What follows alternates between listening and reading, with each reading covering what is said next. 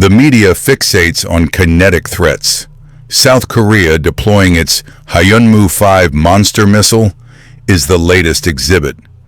This is a calculated misdirection.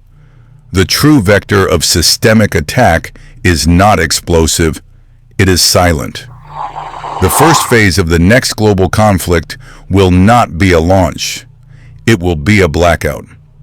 According to CSIS threat models, the primary target is the West's central nervous system, the network of undersea fiber optic cables that carry over 99% of all intercontinental data traffic. The objective is to create a blind Leviathan. A U.S. carrier strike group, deaf and unable to communicate, is not an asset. It is a multi-billion-dollar liability. The blueprint for this attack is publicly documented. Iran's protocol of pulling the plug on its own internet during unrest is a test case for offensive information denial on a global scale. This is not a symmetric arms race. This is the asymmetric protocol for confronting an insolvent hegemon whose security guarantee is no longer credible. You don't need to sink the fleet if you can make it deaf, dumb, and blind. The kill switch for the global order is no longer in one capital. It's now in the hands of anyone with the capability to cut the cord. A state's capacity for kinetic action is not a measure of its ideology. It is a direct function of its economic solvency. When the liabilities on the national balance sheet exceed the political will to service them, conventional power projection becomes a mathematical impossibility.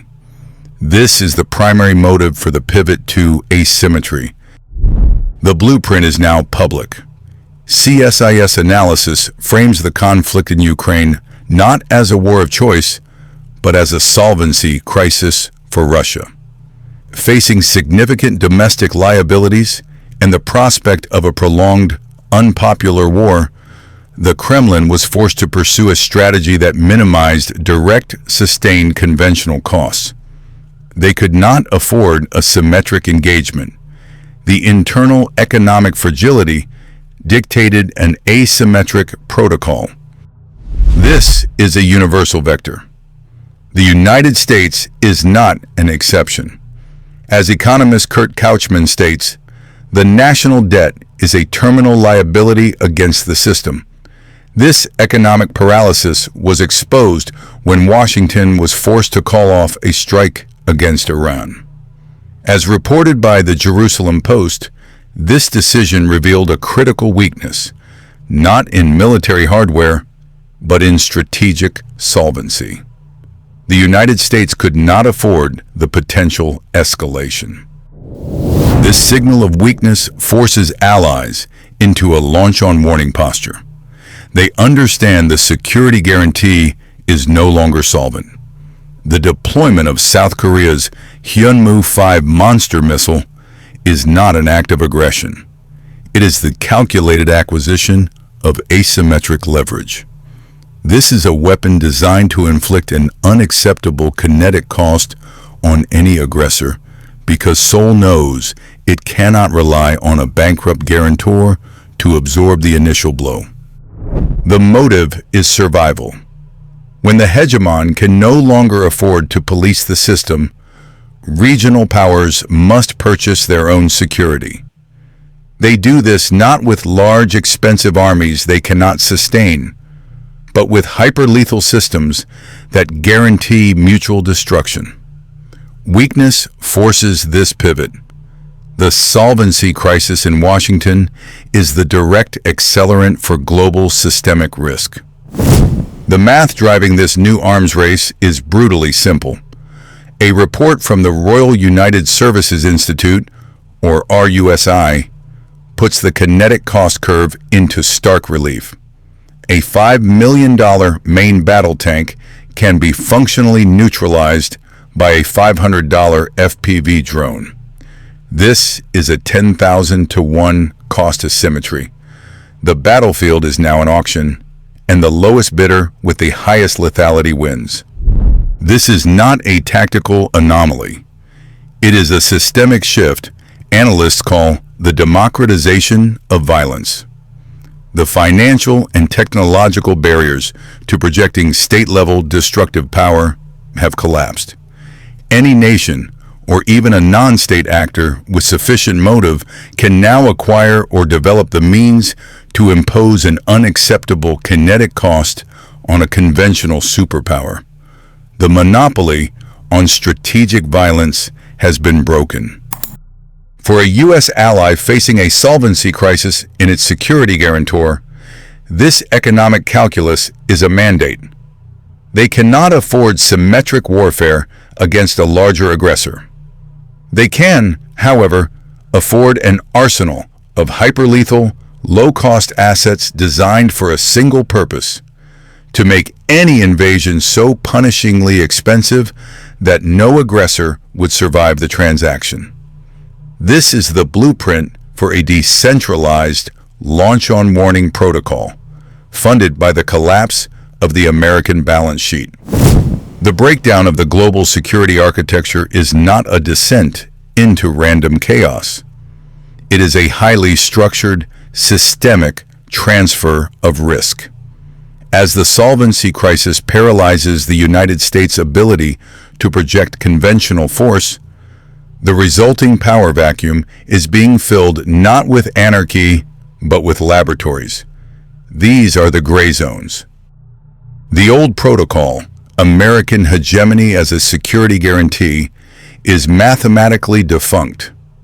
When the U.S. unilaterally called off a planned strike on Iran, it was not a gesture of peace. It was a declaration of strategic paralysis, exposing critical holes in the defense posture of allies like Israel. This event was a market signal that the security guarantee was bankrupt. The predictable response is an allied pivot to asymmetric deterrence. According to military officials, South Korea has begun deploying the Hyunmoo-5 Monster missile. This is not a weapon for winning a symmetric war.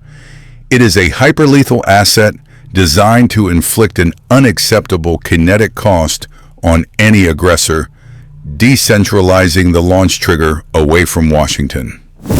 These new weapons and the doctrines that guide them require testing.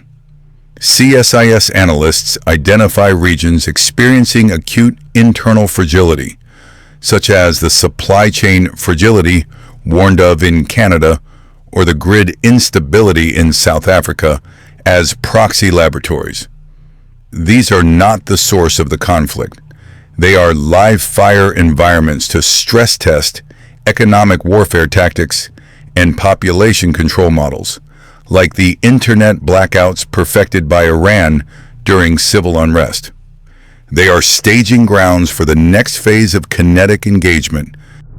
The bankrupt security guarantee requires a field test, a calibration shot to measure the hegemon's response latency. Within the next 12 months, expect a systemic, attribution impossible blackout targeting a Tier 1 data center hub or a key transoceanic fiber optic landing station. The event will appear as a catastrophic, cascading technical failure, but its origin will be a state-level asymmetric attack.